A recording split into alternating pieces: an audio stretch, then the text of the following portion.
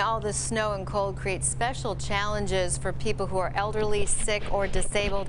NBC5's Regina Waldroup takes a closer look at that part of tonight's story. She's in Oak Park for us. Regina?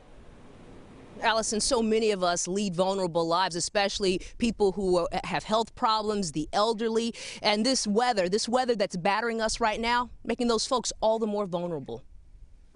Everything's just frozen, shut, and snowed in. For Christine Hernandez, the constant barrage of snow and cold is not just a nuisance. Oh my God, I'm so frustrated. It's a barrier. I have stage 5 kidney disease, which is kidney failure. With her garage now frozen shut and blocked by a growing mound of ice and snow, Christine has to find other ways to get to dialysis. I had to go to the hospital the other day. It cost me like $50 to get there because I had to take an Uber, you know, when I have a car. 70-year-old Vince needed to pick up his medication, but he can't get his van out. My good neighbor here drive me over to CVS drive-through. Christina Reese has multiple sclerosis. She says the weather can be dangerous for anyone. To actually go out in the snow, once again, you never know with the ice. That's all it would take to really just kind of trip me up. The Progress Center for Independent Living says this recent weather is impacting vulnerable people, making it all the more difficult for them to get around and do the things they normally do. Whether you're disabled or non-disabled right now, you know, the snow is affecting everyone's life. Christina Hernandez says it's times like this where people really need to be checking in on their neighbors. I'm hoping it thaws so that way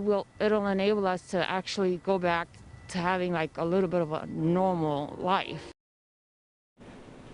Of course, these are not isolated stories. This is a time where we really should be checking on one another. So do me a favor, check on your elderly neighbor or just any neighbor. I'm live in Oak Park tonight. Regina Waldroup, NBC5 News. Love that message, Regina. Thank you so much.